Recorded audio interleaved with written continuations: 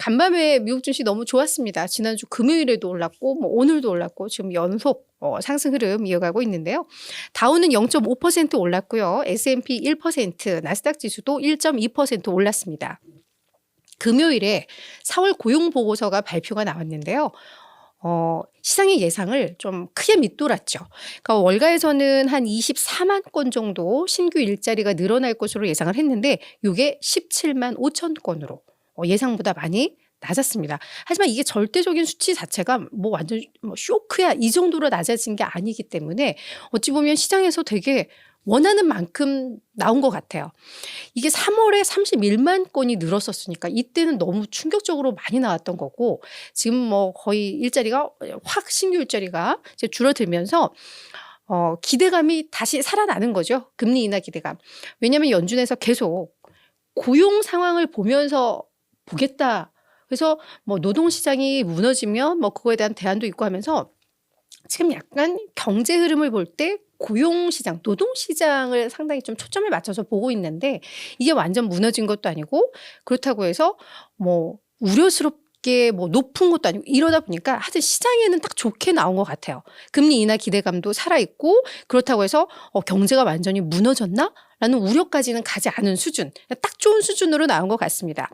실업률은 한 0.1%포인트 높아졌어요. 3.9. 그리고 임금 상승률이 전월 대비 0.2% 상승에 그치면서 이것도 시장 예상 0.3을 밑돌았거든요. 그러니까 그냥 하여튼 원하던 대로 모든 지표들이 좀 나왔다. 그래서 좀 안도감을 줬다라고 보시면 될 것 같습니다. 이게 계속해서 시장 상승의 모멘텀으로 작용을 한 것 같아요. 그러면서 딱 우리 CME 패드워치를 보면 금리 인하 기대감 원래 우리가 이게 올해 한 번으로 시장에서도 눈높이를 많이 낮췄는데 이게 다시금 두 번으로 바뀌었습니다.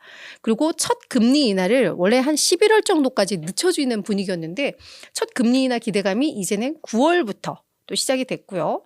9월에 한 번 인하하고 12월에 또 한 번 인하하고 해서 올해 한 두 번 정도 인하할 수 있겠다. 이 정도의 고용 지표라면 이란 뭐 또 시장의 이런 분위기가 형성이 됐죠. 그런 부분들이 시장의 투자 심리에는 긍정적으로 작용을 했다라고 보면 될 것 같습니다. 이번 주에는 이렇게 뭐 금리에 대해서 저희가 정말 예측할 수 있는 그런 뭐 굵직굵직한 경제 지표는 없는 것 같아요. 이번 주는 약간 소강 국면인데 오히려 이제 실적 쪽에서 뭐 디즈니라던가 우버라던가 에어비앤비 이런 또 굵직한 기업들의 실적 발표가 또 남아 있거든요. 근데 지금 실적들은 전반적으로 나쁘지는 않죠. 그리고 경제 지표는 별로 없고 실적들은 좀 남아 있고 실적 전반적인 흐름은 괜찮고 이런 흐름이 이번 주에 계속해서 유지된다면 시장 분위기는 나쁘지는 않겠다. 라는 그런 생각을 하게 됩니다. 그래서 이번 주는 괜찮을 것 같다. 변동성이 막 클 것 같지도 않고 뭔가 이렇게 돌발 변수가 나오지 않는 이상은 괜찮겠다라는 첫 분위기는 좀 그런 분위기들이 형성이 되는 것 같습니다. 자, 근데 주말에 또 재미있는 게 하나가 있었죠. 우리 버크셔 해서웨이는 늘 주말에 실적을 공개합니다. 장마감 후 뭐 장 전 실적 발표하면은 깊숙한 분석 없이 그냥 눈에 보이는 뭐 숫자 뭐 이런 거에 막 변동성이 커질 거를 방지하기 위해서 그래서 주말에 늘 실적을 공개를 하죠. 그래서 주말 내내 우리의 실적을 곱씹어보고 하면서 전략을 세워라 이런 뜻이 있는 겁니다. 그래서 이번에도 이번 주 토요일에 실적을 공개를 했는데 그 내용들을 좀 보도록 할게요. 늘 우리 워런 버핏이 강조하는 영업이익 우리 거 볼 때 우리는 투자를 많이 하는 회사니까 순이익은 변동성이 크다. 그러니까 순이익 보지 말고 영업이익을 봐라라고 이야기를 하잖아요. 영업이익이 전년 대비 39%나 증가했습니다. 보험사업 부문이 상당히 호조를 보이면서 영업이익을 상당히 좀 이끌어낸 것으로 좀 보여요.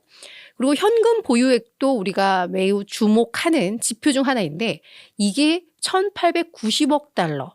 우리 돈으로 따지면 한 257조 원에 달하는데요. 이만큼이나 쌓였습니다. 이게 지난 분기 때, 지난 4분기 때 1,676억 달러. 이것도 되게 많다라고 했는데 더 많이 늘어났어요. 지금 뭐 사상 최대 규모인데 이렇게 현금이 늘어난 이유? 가지고 있던 주식들 판 겁니다. 가장 많이 이슈가 됐던 게 애플. 애플 지분을 한 13%포인트 축소를 했어요.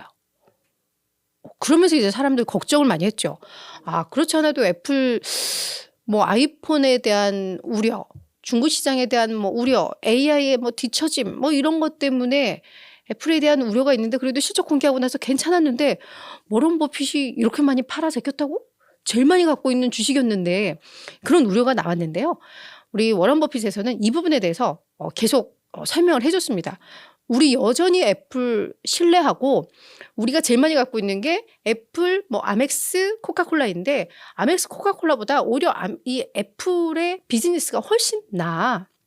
그리고 우리 연말에도 결국은 계속 애플에 대한 이 포트폴리오는 가장 많은 것을 갖고 되는 포트폴리오가 될 거야 하면서 애플에 대한 애정은 계속 이야기하면서 근데 왜 팔았어요? 세금 문제 때문에 팔았다라고는 일단 해명은 했습니다. 근데 뭐 추가적으로 조금 더 싸게 살 기회가 있다라고 판단을 한 것일 수도 있고, 그렇죠? 근데 일단 애플의 보유 지분은 상당 규모로 축소를 시켰다. 그래서 오늘 주가는 조금 밀렸어요, 애플은.